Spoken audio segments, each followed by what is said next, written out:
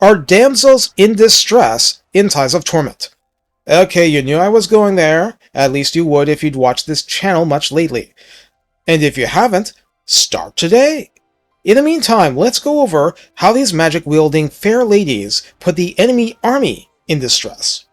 Recruited for 1,000 gold and 250 upkeep, very standard numbers. On foot we get 1 heroine with 3,420 health. Armor is 15 and missile resistance the standard 15%. Leadership 55 is shaky. Speed 40 and charge speed 44 are quite brisk and light of foot. Melee attack 34 is legitimately low. Attack interval 4 seconds is standard. Splash target size medium means questing knights on down, and max targets damaged by splash are 3.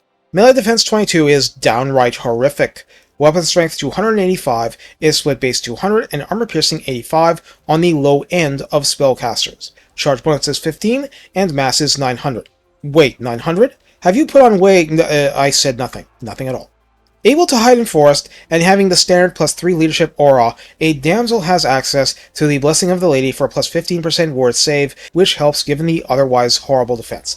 Since I've been lectured at length about this, I'm going to have to do a separate video on vows, troths, and traits, and that will be beyond the scope of this video here. That's because your use won't really change. The girls will just get better at what they're doing. On a barded warhorse, upkeep is up to 300, health to 3,848, armor 40, speed 84, charge speed 108, charge bonus 35, mass 1,500. Nothing else changed, which means defense is still really low. On a unicorn, upkeep rises to 310, health to 4,404, armor back down to 15, speed 95, charge speed 110. Melee attack just rose to 40, same attack interval, same splash. Melee defense 26 is a bit less abysmal. Weapon strength remains unchanged, but charge bonus 50 is nice, mass to 1,300. There are no other changes. As an embedded hero, she brings replenished troops, which automatically makes her critical to the faction. Cleanse Corruption is an on-brand map passive, and her agent actions are Steal Technology, great for getting ahead in tech, wound, and block army, with Specialist reducing the gold cost of these actions.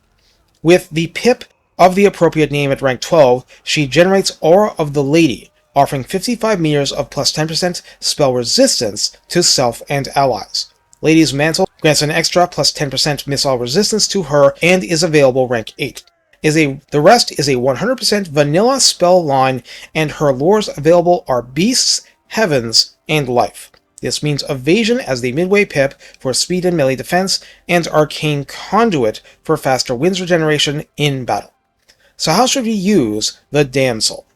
A lot of people will say to never ever recruit the other lures and only get life, but I like variety. So do recruit the others to help out, and of course, combining multiple lures with multiple damsels in a single army isn't a terrible thing. Bottom line, you'd like to have at least one in any given army, and life is especially good here, though the others absolutely have their place, helping you swing fights that otherwise might elude you and being more useful for anti-blob action.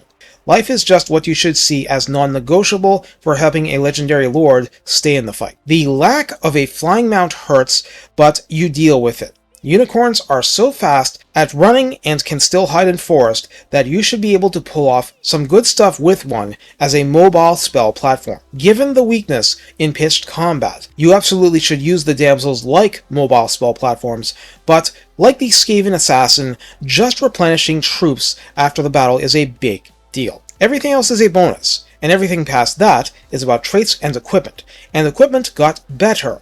So hopefully you find a lot of extra uses for that arcane slot in the inventory. Take care, and have fun having a damsel rescue herself with a comet to clean the battlefield. It'll be all sparkly when the blast settles.